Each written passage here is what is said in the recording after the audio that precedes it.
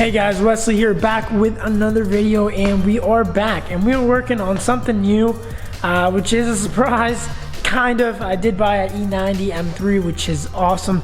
Love the car, but not to a surprise. The throttle actuator, one of them unfortunately went, and today we're gonna attempt to replace that. I've never done anything on these cars, so it's gonna be a first time for kind of learning how to do it. It should be simple enough. I really don't think I need to take it to anybody. I'm gonna try to attempt most of it myself. If I do eventually need to take it to somebody that knows more, I do, but hopefully we get it done today. It runs good. It started having symptoms pretty much as soon as I got it. One throttle actuator has been done and the rod bearings have been addressed on this car, which is awesome, but I did know that one of them needed to be replaced eventually.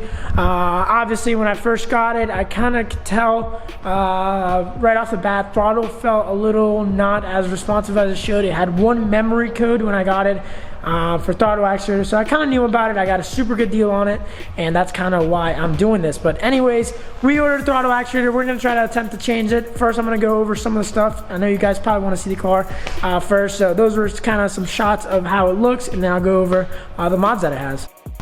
So I hope you guys can hear me good. I'm going to try to talk louder because the mic is facing that way, but it is a super simple build. It's got a cold air intake from FAE. I do need to get a new filter for that. It's got some Apex wheels, which look awesome. The fitment is absolutely perfect. 265s in the front, and then I put some new Federals in the back that are 285s. And if you see that fitment, I have no idea how it doesn't rub, but it does not rub. Perfect fitment. And yeah, that's the rear. It's on lowering springs right now, but the height is perfect. It's literally like coilover lights. It's an 08. It's got the LCI tail lights and trunk. It's got a black M3 badge, which I put on there. And it's a really good spec. There's only 225, I believe, 225, something like that. Yeah, 225 made in this color back in 2008, so it is a very rare spec. After 2008, they did not make this color, so it was kind of a one thing. It is a beautiful, beautiful dark gray. It's got like just a nice shiny color to it, and inside's the best part. It's got a big old V8. It's got a 6-speed manual, and it's got the cloth seats, so it's a little bit of the Bear package, but everybody loves these. These are super cool and rare. The whole car is just kind of specced out super nicely. So yeah, super simple so far. It is my daily driver. I do still have a E46 M3. I'm not sure if I ever made a video on that, but I do have an E46 M3. And yeah, a lot of stuff has happened since I last made a video. I got married. I'm having a kid. What else? I bought a house. I bought my wife F30 335, so I traded in the M235. I still have the boosted E46 M3, and now I have this. So lots of changes, lots of stuff coming. I want to get back doing videos on regular schedule. Let me flip it back on me, that way you guys can see me. But yeah, I'm going to get back making videos on a regular schedule. Tons of cool builds that I never even did. Like the M235 was such a cool build that I never really went into, and just super cool stuff that we're getting into right now. Exciting stuff. Either way, tons of car content coming soon. Let's get started on this. We're going to start by taking out the intake plenum. It's not a DIY. It's a little bit of a DIY. I'm going to show you kind of how to do it. But yeah, there's tons of forums with actually like step-by-step instructions. So I'm going to probably be using those forums today on my phone, following those, and see if we can get those done tonight. So yeah, let's get started. Alrighty, so to start off with, I have some basic sockets, little ratchet. I've got bigger ratchets, tons of extensions, tons of more sockets, a clip tool, and I have a bunch of torques. I also have a scanner. I should have everything I need to do it, but I got a snap-on scanner here to clear the codes. Some people say you don't need a clearance, some people say you do. I'm gonna start by unplugging all the little bolts that are right here, taking the intake off, taking those 2 bolts off, and seeing if we can get into the intake, the throttle bodies, and start taking some of those off. So yeah, let's get started. Okay, I have this DIY, which I am going to link down below. It is freaking amazing. It's so straightforward. Okay, so step number 1. I have a regular ratchet. It does have this, which is nice, adjustability. Normal long extension with a 10mm, and other than that, so what I do recommend, I have a little skinny ratchet, which is really nice just to maneuver in there. I have a long extension a swivel in the middle, and then a medium-sized extension and a 6mm. Let me tell you something. I've heard the dealership charges crazy amount of money for this, and I may be jinxing myself, and it might be totally different, complicated the next round. But taking this intake plenum out literally took me maybe 10 to 15 minutes. I mean, I took my time. I read the instructions. It's super, super simple. You got the 8 individual throttle bodies. Super cool. Also, get a light. You're gonna need a light. If you have a second person helping you, at least just with the light, that's gonna be a big help. But so far it's been super, super simple. So bank one is this one right here. That's the one that we're gonna be replacing right now. I'm gonna get some rags, cover up all of those 8 beautiful throttle bodies. That way nothing gets in there while I'm working in there. And yeah, let's get started. So they are all covered up. After that, you're supposed to take 4 bolts out. There's one right here, one right here, one over there, and one over there. The one in that corner is pretty, it's not hard to get to. I guess if you had a smaller extension, you'd probably get to a little easier. Anyways, I ended up using a swivel for that. It made it super, super easy just using a swivel. So if you got a swivel, use a swivel. Now we're gonna take that connector off the throttle, not the throttle body. Why am I saying throttle body? Throttle actuator. Off the throttle actuator. Again, we're just doing bank 1, so we're taking that one off. If you were doing bank 2, then obviously you take the other one off. But let's start with that one. Let me take that clip off to the wiring and then try to access some of those Torx bolts. Well, I'm bleeding, and that was a pain. So I probably jinxed myself. It is a pain to fit it out. It literally seems like it's not going to come out, but somehow it came out. I just kind of started wiggling around, squeezing, kind of just trying to situate where I was, and I was able to get it out. It is a pain, but it's not a long process. So maybe I spent a total of 10 to 15 minutes trying to pull it out. The actual Torx bits are super easy to get out. There's 3 of these. Like in the tutorial said, they do recommend to kind of unthread these all the way out as you can, and then you get a magnet tool like this to kind of plop them out. I do recommend getting a good one. I mean, this thing is solid. It'll pick up like literally a ratchet, you know, it'll pick up a ratchet. So if you get a good one, it's a lifesaver. I mean, it makes it really easy to get in there and just pull that stuff out. And this little thing that is going to go on the new actuator also like dropped. I was able to get it right out. I think my Torx pick dropped in there as well. And again, the magnet saved me. So definitely recommend having the magnet. I think this is probably a must-have. That way you're not dropping bolts anywhere. Anyways, gonna get the new how do you call it, throttle actuator.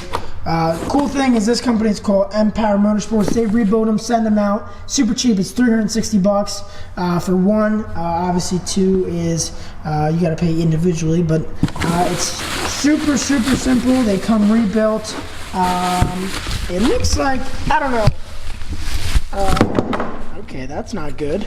Anyways, it's super cool. They got warranty, lifetime warranty.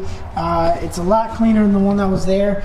There's some type of writing on there. I don't know if that means that was replaced or I don't know. I don't know why the writing is there. Anyways, it was throwing codes for only bank 1, and I have tons and tons of receipt of the work that was done to this car. I have pretty much every receipt, and it says actuator 2, bank 2 was replaced, but never, it was never reported that bank was bank 1, and that was all the codes were for bank 1. For anyways, the second one should have been done. We'll see. Hopefully this fixes the issue. And yeah, super happy with this company. It was super quick shipping. It took like 2 days to get to me, and yeah. Anyways, now is the hard part, trying to get it back in there. But yeah, let's try to get that started. Alrighty, it was actually super, let me put this back in there, I don't know why I was out. Anyways, it was super, super, super simple getting it back in. I thought it was going to be a pain, but it's really not. It's actually pretty simple to get it back in. All you need to do is pop it up. It kind of goes in easier, way easier than it comes out. Other than that, you got to align the bolts in there, the Torx, which is a little difficult because of the space and everything, but totally doable. This process probably takes another 10 minutes just to get it back in there, adjust it right. You gotta make sure this is popped in all the way, both of them. And yeah, They are all tightened up in there. I'm sure you can't see. So right now, I'm gonna pretty much go over all the connectors that I disconnected and connect them again. This is very, very crucial because there's a lot. I mean, you disconnect a lot of stuff, just make sure everything's plugged in. I would double, triple check just that everything looks good and just feels good. And yeah, I'm gonna get everything, sorry for tilting the camera, I apologize. I'm gonna get everything cleaned up, everything put in there, and then go from there. Everything's back together, cleaned up, tightened up. All I gotta do now is just set the intake plenum rack on, put the intake back on, put the spark plug covers back on, and I should be good to go. I'm going to take it for a test drive and see how it drives, so we will see. Let me put all that stuff back on and see how it goes. I'm also going to clear the codes obviously before driving it, but yeah, let's see how this goes. That, like, the process so far has been super easy. I literally plopped it right on there, pushed it down, and it felt like it seated right in. I mean, you definitely feel it when it seats in, so there's no doubt about that. I think it's fully seated. I have zero doubts that it's not seated anywhere. I'm going to work backwards from what I was doing. I'm going to tighten these two bolts off. It might not matter at all. Like, that might not tighten anything at all, but I feel like it does do a little bit, so I'm going to tighten those two. Maybe that sets it down some more. Maybe not. I don't know. But I'm going to start with those, and I'm going to start with all the throttle bodies and then put the intake back together. But yeah, so far so good. Let's see how this goes. Everything is put back together, and yeah, we're going to go for the first startup here in a second. I'll put my jacket on. And yeah, start it up, see what happens. I think I'm going to try to clear the codes before I start it up. But yeah, let's do it. Alrighty guys, just cleared all the codes and we're going for the first startup. Let's see, hopefully it doesn't sound awful.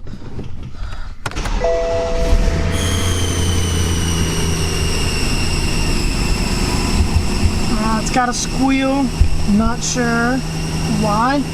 No check engine light. Let's see. So I'm really not sure. I've been driving it for a little bit. Squeak went away, and I honestly am not sure what the squeak is about. Obviously it hasn't been started in like 2 weeks, so I'm not sure if it was one of the pulleys just didn't have enough, I don't know, lubricant or something. I don't know. We're gonna still check it out once we get to the shop. I'm gonna still test drive it some more, see how it feels, see if the check engine light comes back on, but so far so good.